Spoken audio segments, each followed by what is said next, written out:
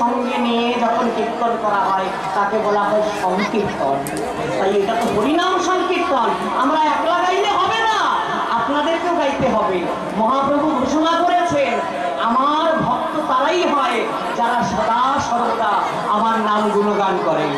তাই তো বলেছেন ভজ গৌরাঙ্গ কহ গৌরাঙ্গ লহ গৌরাঙ্গের নাম রে।